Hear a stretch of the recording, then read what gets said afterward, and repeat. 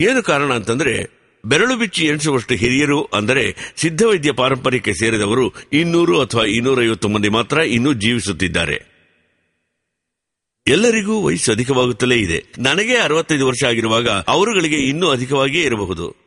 ಆ ಮಾದರಿ ಇರುವಂತಹ ಪರಂಪರೆಗೆ ಸೇರಿದವರ ಬಳಿ ಒಬ್ಬೊಬ್ಬರೊಂದಿಗೂ ಒಂದೊಂದು ಮೂಲಿಕೆ ರಹಸ್ಯಗಳು, ಇಂಥ ಮೂಲಿಕೆ ರಹಸ್ಯ ಅನ್ನುವಂತಹದ್ದಿಲ್ಲ, ಅದ್ಭುತವಾದ ಮೂಲಿಕೆ ರಹಸ್ಯಗಳು ಒಬ್ಬೊಬ್ಬರ ಹತ್ತಿರವೂ ಇದೆ. ಒಂದೊಂದು ವ್ಯಾಧಿಯನ್ನು ಗುಣಪಡಿಸುವಂತಹ ರಹಸ್ಯಗಳನ್ನು ಬೊಕ್ಕಸದಂತೆ ಅವರೆಲ್ಲರೂ ಇಟ್ಟುಕೊಂಡಿದ್ದಾರೆ. ಆ ವೃತ್ತಿ ರಹಸ್ಯಗಳು ಅವರ ಪರಂಪರೆಯನ್ನು ಸೇರಿದವರಿಗೆ ಮಾತ್ರ ಈ ವೃತ್ತಿ ರಹಸ್ಯವನ್ನು ಕಲಿಸಿಕೊಡುತ್ತಾರೆಯೇ ಹೊರತು ಬೇರೆ ಯಾರಿಗೂ ಇಲ್ಲಿ ಕಲಿಸಿಕೊಟ್ಟ ಚರಿತ್ರೆಯೇ ಇಲ್ಲ. ಆ ಮಾದರಿ ವೃತ್ತಿ ರಹಸ್ಯವನ್ನು ನೋಡಿದರೆಂದರೆ ಇನ್ನು 200-250 ಮಂದಿಯೂ ಇನ್ನು ಸ್ವಲ್ಪ ಕಾಲದ ಹಂತದಲ್ಲೇ ನಮ್ಮೊಂದಿಗೆ ಇಲ್ಲದೆ ಹೋದರೆಂದರೆ, ಹಾಗೆಂದರೆ ಈ ವೃತ್ತಿ ರಹಸ್ಯಗಳು ಮಾನವ ಜನ್ಮಕ್ಕೆ ಉಪಯೋಗವಾಗದಂತೆ ಹಾಗೆಯೇ ಹೋಗಿಬಿಡುತ್ತದೆ. ಆವಾಗ ಈ ಸಿದ್ಧವೈದ್ಯ ಒಂದು ಇತ್ತೆನ್ನುವುದೇ ಇರುವುದಿಲ್ಲ. ಮುಂದಿನ ಪೀಳಿಗೆಯ ಮುಂದಿನ ಸಂತತಿಗೆ ಸಿಗದೆ ಹೋಗುವುದು. ಏನೇ ಸಿದ್ಧವೈದ್ಯದಲ್ಲಿ ಪದವಿ ವ್ಯಾಸಂಗ ಮಾಡಿದ್ದರೂ ಇವರುಗಳ ಹತ್ತಿರವಿರುವ ರಹಸ್ಯಗಳ ಮಾದರಿ ಅವರಿಂದ ಮಾಡಲಾಗುವುದಿಲ್ಲ ಎನ್ನುವುದನ್ನು ಈ ಮೂಲಕ ತಿಳಿಸುತ್ತೇನೆ. ಅಂದಮೇಲೆ ಅವರು ಕೆಳದರ್ಜೆಯವರಂತೆ. ಏನು ಕಾರಣವೆಂದರೆ, ನಮ್ಮ ಕುಟುಂಬದಲ್ಲಿ ವಂಶಾವಳಿಯನ್ನು ನೋಡಿದರೆಂದರೆ ಸಿದ್ಧವೈದ್ಯ ವಿದ್ಯಾಲಯದಲ್ಲಿ ಓದಿದ ಡಾಕ್ಟರ್ಗಳು, ಅಂದರೆ ಸಿದ್ಧವೈದ್ಯ ಮಾಡುವ ಡಾಕ್ಟರ್ಗಳು ನಮ್ಮ ಕುಟುಂಬದಲ್ಲಿ ಅಧಿಕವಾಗಿ ಸಾಕಷ್ಟು ಮಂದಿ ಇದ್ದಾರೆ. ಅದೇ ಮಾದರಿ ಸಿದ್ಧವೈದ್ಯದಲ್ಲಿ ಉನ್ನತ ಶಿಕ್ಷಣ ಪಡೆದವರು ಅಧಿಕ ಮಂದಿ ನಮ್ಮ ಕುಟುಂಬದಲ್ಲಿದ್ದಾರೆ. ಅದೇ ಮಾದರಿ ನಮ್ಮ ವಂಶಾವಳಿಯನ್ನು ನೋಡಿದರೆಂದರೆ ಆಂಗ್ಲ ವೈದ್ಯಕೀಯ ಡಾಕ್ಟರ್ ಪದವಿ ಪಡೆದವರು ನಮ್ಮ ಕುಟುಂಬದಲ್ಲಿ ಅಧಿಕ ಪಕ್ಷವಾಗಿ ಡಾಕ್ಟರ್ಗಳು ನಮ್ಮ ಕುಟುಂಬದ ವಂಶಾವಳಿಯಲ್ಲಿದ್ದಾರೆ. ಅದೇ ಮಾದರಿ ಇಂಗ್ಲಿಷ್ ವೈದ್ಯಕೀಯದಲ್ಲಿ ಉನ್ನತ ಶಿಕ್ಷಣ ಪಡೆದವರು, ಆಪರೇಷನ್ ಮಾಡುವಂತಹ ಸಮರ್ಥ ಡಾಕ್ಟರ್ಗಳು ನಮ್ಮ ಕುಟುಂಬದ ಪೀಳಿಗೆಯಲ್ಲಿ ಇನ್ನೂ ಅಧಿಕವಾಗಿ ಇದ್ದಾರೆ. ನಮ್ಮ ತಮಿಳುನಾಡಿನಲ್ಲಿ ಮಾತ್ರವಲ್ಲ, ವಿಶ್ವದ ಎಲ್ಲಾ ನಾಡಿನಲ್ಲೂ ಸೇವೆ ಸಲ್ಲಿಸುತ್ತಿದ್ದಾರೆ. ಅದೇ ಮಾದರಿ ಹೊರದೇಶಗಳಲ್ಲೂ ಕೆಲಸ ಮಾಡುತ್ತಾ ಇರುವ ಡಾಕ್ಟರ್ ಯುವಕರು ನಮ್ಮಲ್ಲಿ ಅಧಿಕ ಪಕ್ಷವಾಗಿ ನಮ್ಮ ಕುಟುಂಬದ ಪೀಳಿಗೆಯಲ್ಲಿದ್ದಾರೆ. ಆದ್ದರಿಂದ ಈ ಸೇಲಂ ಶಿವರಾಜ್ ಸಿದ್ಧವೈದ್ಯ ಶಾಲೆಯ ಸ್ಥಾಪನೆ ಒಂದು ಪರಂಪರೆಯ ಪೀಳಿಗೆಯಂಥ ಸರ್ಕಾರದ ಅನುಮತಿ ಪಡೆದ ಒಂದು ಅಧಿಕೃತ ಸ್ಥಾಪನೆ. ಸರ್ಕಾರದ ಅನುಮತಿ ಇಲ್ಲದೆ ಮಾಡುವಂತಹ ಸ್ಥಾಪನೆಯಲ್ಲ, ಸರ್ಕಾರದ ಅನುಮತಿ ಪಡೆದ ಅಧಿಕೃತ ಒಂದು ಸ್ಥಾಪನೆಯಾಗಿ ಹೆಮ್ಮೆಯಿಂದ ಬೆಳೆಯುತ್ತಿದ್ದೇವೆ. ಇಂದು ನಿನ್ನೆಯಷ್ಟೇ ಅಲ್ಲ, ನಮ್ಮ ಮುತ್ತಾತನ ಕಾಲದಿಂದಲೂ 1929ನೇ ವರ್ಷದಿಂದ ಮಧ್ಯ ಸರ್ಕಾರ ಬಂದು ನಮ್ಮ ಮುತ್ತಾತನವರಿಗೆ ಈ ಸಿದ್ಧವೈದ್ಯ ವೃತ್ತಿಯನ್ನು ಮಾಡಬಹುದು ಎನ್ನುವುದನ್ನು ಅಂದಿನ ಕಾಲದಲ್ಲೇ ಅನುಮತಿ ನೀಡಿ ಈ ಸಿದ್ಧವೈದ್ಯ ವೃತ್ತಿ ಮಾಡಬಹುದು ಅನ್ನುವಂತಹ ಮುದ್ರೆಯನ್ನೊತ್ತಿ ಅವರಿಗೆಲ್ಲ ಅರ್ಹತಾ ಪತ್ರಗಳನ್ನು ಅಂದೇ ಕೊಟ್ಟಿದ್ದಾರೆ. ಅದೇ ಮಾದರಿ 6ನೇ ಜಾರ್ಜ್ ಅರಸರ ಕಾರ್ನೇಷನ್ ಮೆಡಲ್ ಪ್ರಶಸ್ತಿಯನ್ನು ಪಡೆದ ಸ್ಥಾಪನೆ ನಮ್ಮ ಸ್ಥಾಪನೆ.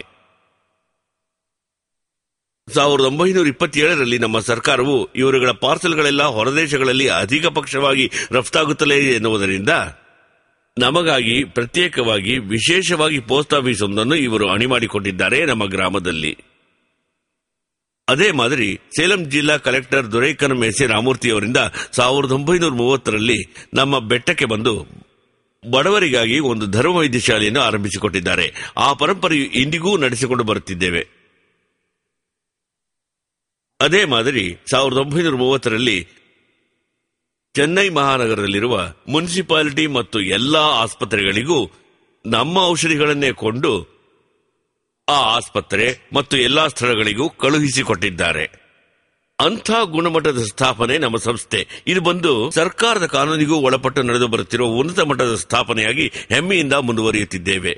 ಏನೆಂದರೆ, ನನ್ನ ಸಿದ್ಧವೈದ್ಯದಲ್ಲಿ ಬಂದು ನಮ್ಮ ಮುತ್ತಾತನವರು 64 ವಿಧವಾದ ವ್ಯಾಧಿಗಳಿಗೆ ಚಿಕಿತ್ಸೆ ನೀಡುತ್ತಾ ಬಂದ ಸಮಯದಲ್ಲಿ ಒಂದೊಂದು ಹಂತವಾಗಿ ಕಡಿಮೆಯಾಗುತ್ತಾ ಬಂದು ನಮ್ಮ ತಂದೆಯವರ ಕಾಲದಲ್ಲಿ 32 ವಿಧವಾದ ವ್ಯಾಧಿಗಳಿಗೆ ಚಿಕಿತ್ಸೆ ನೀಡಿದ್ದೇವೆ.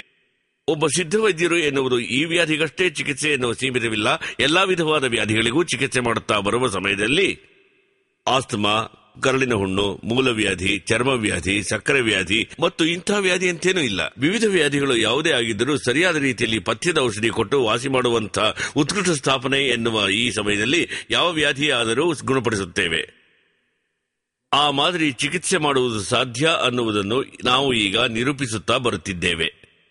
ಅದರಲ್ಲಿ ಇವಾಗ ಮನಸ್ಸಿಗೆ ಬಹಳ ಸಂಕಟಪಟ್ಟು ವೇದನೆ ಪಡುವಂತಹ ಈ ಒಂದು ಸಂದರ್ಭ ನಡೆದ ಕಾರಣದಿಂದಲೇ ಸಕ್ಕರೆ ವ್ಯಾಧಿ, ಆಸ್ತಮಾ, ಮೂಲ, ಕರಳು ಹುಣ್ಣು, ಮೂಲವ್ಯಾಧಿಗೆ ಬಂದು ಅಧಿಕ ಮುಖ್ಯತ್ವ ಕೊಡಲಿಲ್ಲ. ಅದಕ್ಕೆ ಕಾರಣವೇನೆಂದರೆ ಅದಕ್ಕೂ ಚಿಕಿತ್ಸೆ ಮಾಡುತ್ತಾ ಬರುತ್ತಿದ್ದರು. ಅದರಲ್ಲಿ ಬಾಧಿಸಲ್ಪಟ್ಟ ಆಸಾಮಿಯನ್ನು ನೋಡಿದರೆ ಅವನಿಗೆ ಚಿಕಿತ್ಸೆ ಮಾಡಿದ ನಂತರ ಆಸ್ತಮಾ ರೋಗಿಗೆ ಚಿಕಿತ್ಸೆ ಮಾಡಿದರೆ ಅದರೊಂದಿಗೆ ಸರಿಯಾಗಿ ಬಿಡುವನು, ಮೂಲವ್ಯಾಧಿಗೆ ಚಿಕಿತ್ಸೆ ಮಾಡಿದರೆ ಅದರೊಂದಿಗೆ ಅವನು ಗುಣವಾಗುತ್ತಿದ್ದ. ಇದರಿಂದ ಯಾರಿಗೂ ತಾಪತ್ರಯವಿರಲಿಲ್ಲ. ಆದರೆ ಈ ಪುರುಷತ್ವ ಕೊರತೆಯನ್ನು ನೋಡಿದರೆಂದರೆ ಬಲಹೀನತೆ ಅದು ಏರ್ಪಟ್ಟಿತೆಂದರೆ ಆ ಬಲಹೀನತೆಯಿಂದ ಬಾಧಿಸಲ್ಪಡುವಂತಹ ಯುವಕ ಅವನು ಬಾಧೆ ಪಡುವುದು ಮಾತ್ರವಲ್ಲದೆ ಅವನು ಮದುವೆಯಾದ ಹುಡುಗಿಯೂ ಬಾಧಿಸಲ್ಪಡಬಹುದು. ಆ ಮಗನನ್ನು ಹೆತ್ತ ತಾಯಿ ತಂದೆಯರು ಅವರ ಜೀವನ, ಇವರಿಬ್ಬರ ಜೀವನ ಸರಿಯಿಲ್ಲವೆಂದರೆ ಅವರಿಬ್ಬರೂ ವೇದನೆ ಪಡುವಂತಾಗುತ್ತದೆ. ಅಷ್ಟು ಮಾತ್ರವಲ್ಲದೆ ಆ ಹುಡುಗಿಯ ಜೀವನವೂ ವ್ಯರ್ಥವಾಯಿತೆಂದರೆ ಆ ಹುಡುಗಿಯನ್ನು ಹೆತ್ತ ತಂದೆ ತಾಯಿಯ ಜೀವನವೂ ವ್ಯರ್ಥವಾಗುತ್ತದೆ ಅಲ್ಲವೇ? ಅಂದ ಮೇಲೆ ಒಟ್ಟು 6 ಮಂದಿಯ ಜೀವನವೂ ಬಂದು ಒಬ್ಬನೇ ಒಬ್ಬ ಹುಡುಗ ಚಿಕ್ಕ ವಯಸ್ಸಿನಲ್ಲಿ ತಪ್ಪು ಮಾಡಿದ ಒಂದೇ ಕಾರಣದಿಂದ 6 ಮಂದಿಯ ಬಾಳು ಛಿದ್ರವಾಗುತ್ತದೆ. ಹಾಗೆನ್ನುವ ಕಾರಣದಿಂದ ತಾನೇ ನಾನು ಈ ಸಂದರ್ಭವನ್ನು ತೆಗೆದುಕೊಂಡು ಅಧಿಕ ಪಕ್ಷವಾಗಿ ನಾನು ವಿವರಣೆಯನ್ನು ಕೊಟ್ಟು ಒಬ್ಬನು ಸಹ ಸಾಧಿಸಲಾಗಲಿಲ್ಲ ಎನ್ನುವಂತಹ ಅಸಾಮಿ ಯಾರಾದರೂ ಇದ್ದಾರೆಯೇ? ಅಂಥವರೆಲ್ಲ ಇವತ್ತೆಲ್ಲ ಹೋದರು.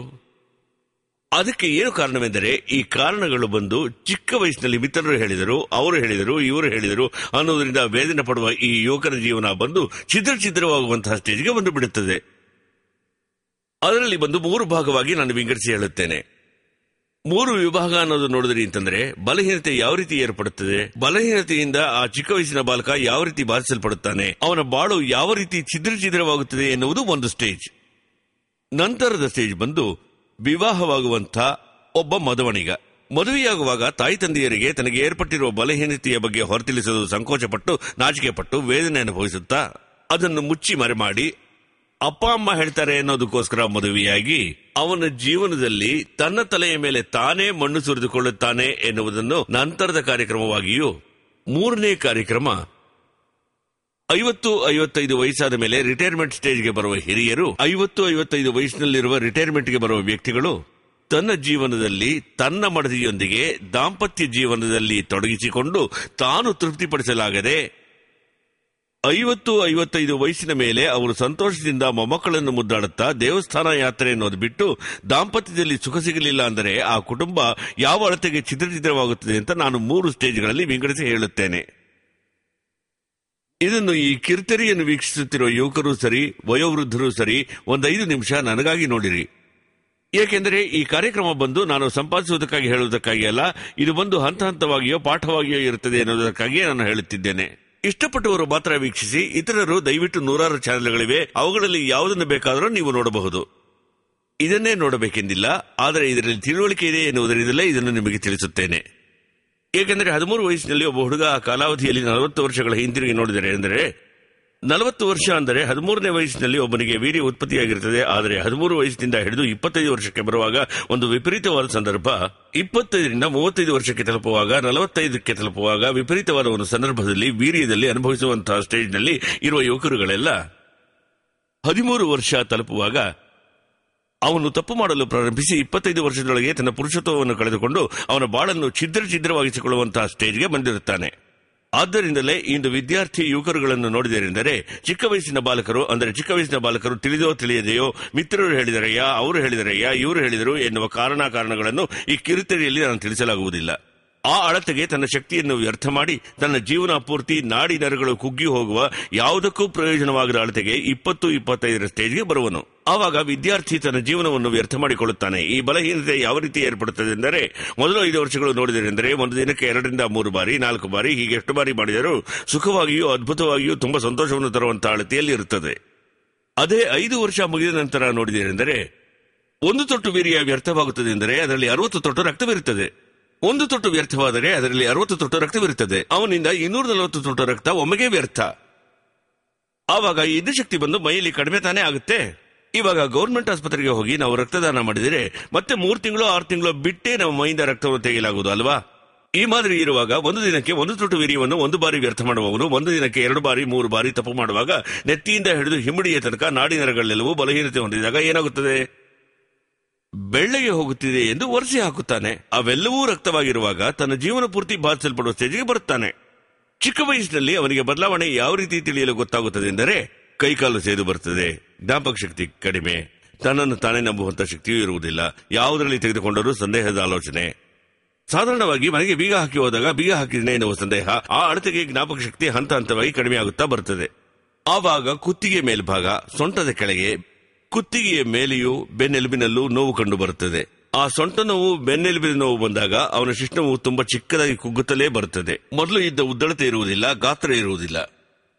ಆಗ ವೃಷಣದ ಒಂದು ಭಾಗವನ್ನು ನೋಡಿದರೆ ಕೆಳಗೆ ಜೋತು ಬಿದ್ದಿರುತ್ತದೆ, ಇನ್ನೊಂದು ಭಾಗ ಮೇಲೆ ಇರುತ್ತದೆ, ಅನಂತರ ಇಲ್ಲಿ ಜೋತು ಬಿದ್ದು ಅದು ಮೇಲೆ ಹೋಗುತ್ತದೆ.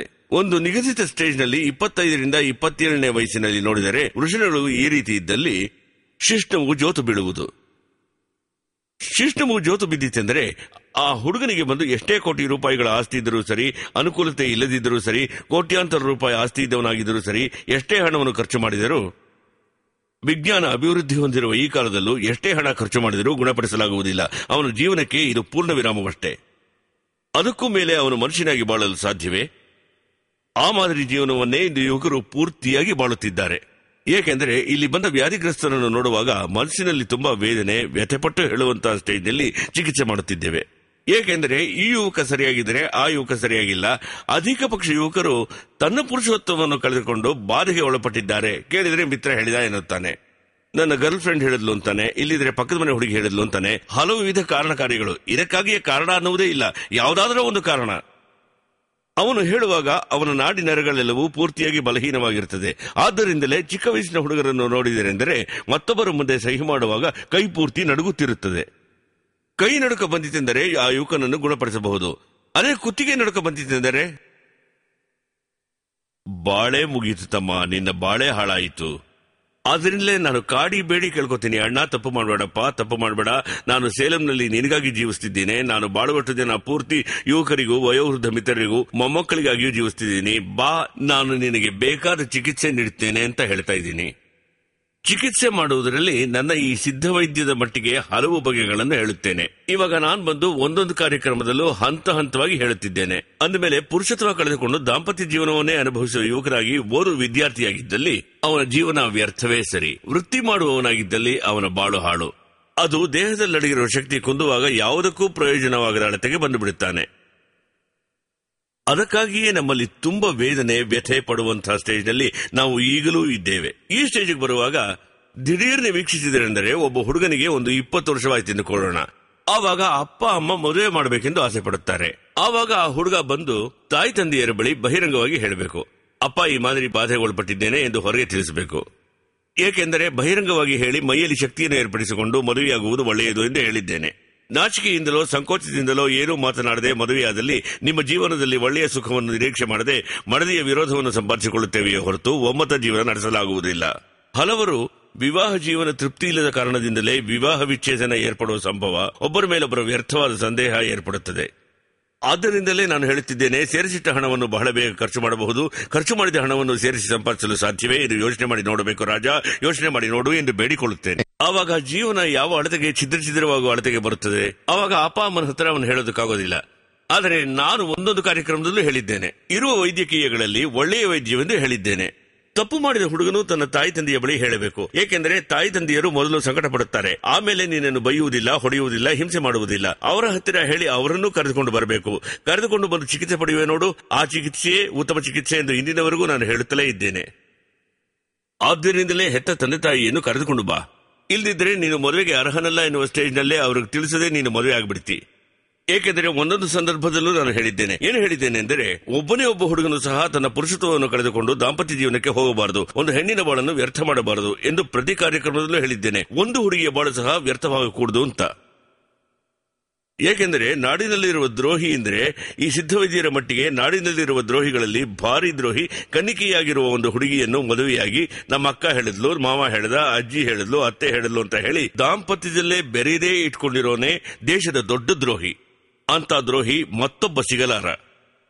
ನಿನ್ನಿಂದ ಸಾಧ್ಯವೆಂದರೆ ಮದುವೆಯಾಗು, ಸಾಧ್ಯವಿಲ್ಲದಿದ್ದರೆ ಬಿಟ್ಟುಬಿಡು. ಆ ಹುಡುಗಿ ಯಾರನ್ನಾದರೂ ಒಳ್ಳೆಯವನನ್ನು ಲಗ್ನವಾಗಿ ಚೆನ್ನಾಗಿ 100 ವರ್ಷ ಬದುಕಲಿ.